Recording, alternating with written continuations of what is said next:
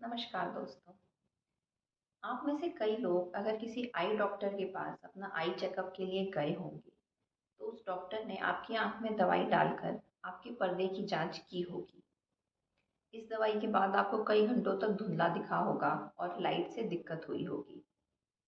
तो क्या ये जाँच ज़रूरी होती है? और इस जाँच से क्या-क्या फ़ायदे होते हैं? तो आइए आज इस वीडियो में मैं डॉक्टर पल्लवी मिश्रा डायलेटेड आई एग्ज़ामिनेशन के बारे में आपसे बात करूँगी। इस वीडियो में हम लोग इस टॉपिक को कुछ पॉइंट्स के अंदर डिस्कस करेंगे, जैसे कि डायलेटेड आई एग्जामिनेशन होता क्या है, ये जांच किन लोगों को करवानी चाहिए, इस एग्जामिनेशन की प्रक्रिया में क्या क्या होता है, प्यूपिल का डायलिटेशन या फिर हमारी आँख का डायलिटेशन कैसे काम करता है और इस एग्जामिनेशन के बाद हमें किन बातों का ध्यान रखना चाहिए। तो डायलेटेड आई एग्जामिनेशन होता क्या है? अपनी आँख का कंप्लीट चेकअप के लिए जो डायलेटेड आई एग्जामिनेशन है वो सबसे ज़्यादा इम्पॉर्टेंट रोल प्ले करता है। ये इसलिए इम्पॉर्टेंट होता है क्योंकि ये बीमारी को उसके शुरुआती स्टेज में पकड़ लेता है।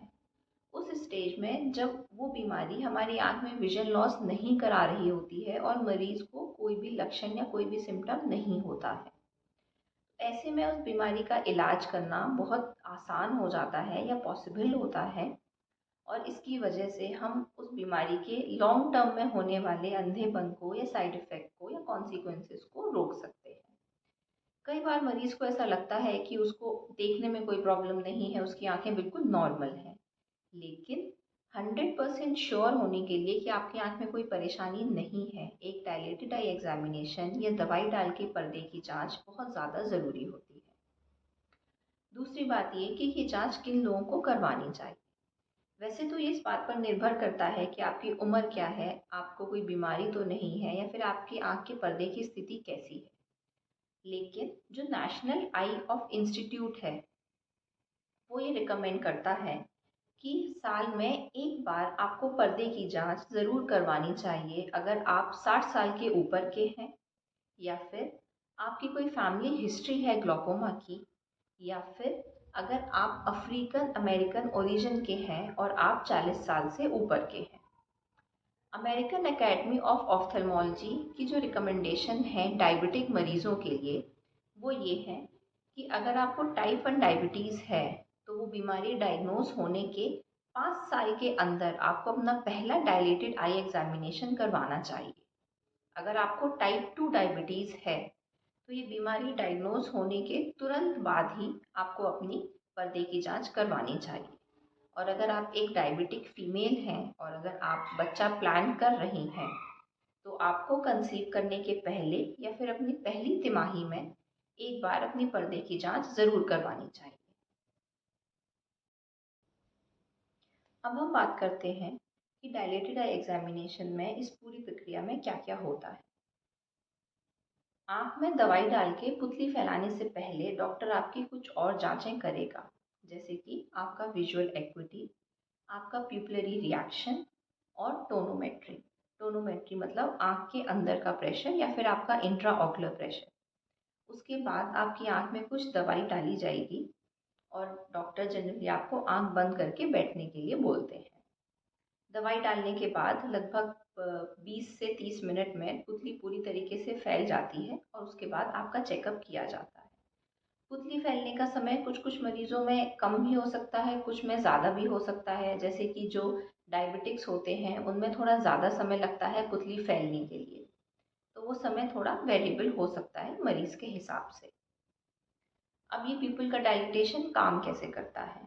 जैसे कि आप इस फ़ोटो में देख सकते हैं, जब हमारी प्यूपिल छोटी होती है, तो जो लाइट हमारी आँख के अंदर एंटर करती है, वो कम होती है और हम सिर्फ़ बीच का जो पर्दा होता है, सिर्फ़ वही देख सकते हैं, मतलब कि हमारा मैकुला और हमारा ऑप्टिक नर्व।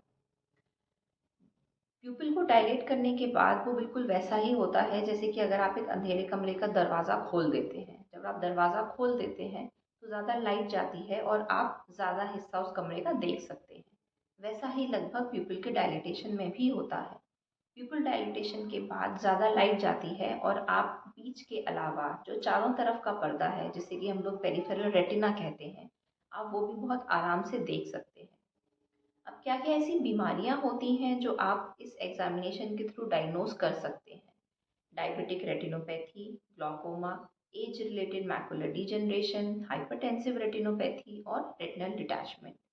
ये आँख की ऐसी गंभीर बीमारियां हैं जो कि अगर अनडायग्नोज्ड रह जाती हैं तो मरीज में एक इरिवर्सिबल ब्लाइंडनेस कर सकती है। तो ये जांच इन सारी बीमारियों को जल्दी पकड़ने के लिए बहुत ज़रूरी होती है।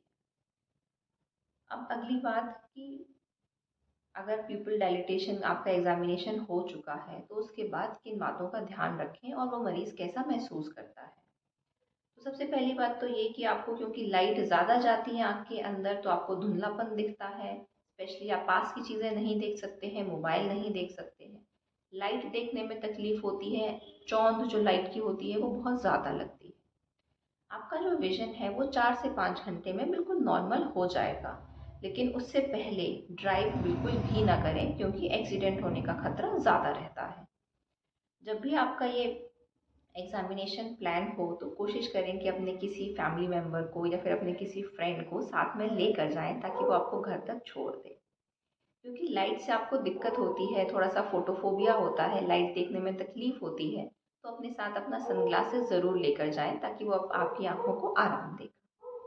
इस एग्जामिनेशन के बारे में अगर आपको कोई भी और जानकारी चाहिए हो तो आप मुझे मैसेज कर सकते हैं।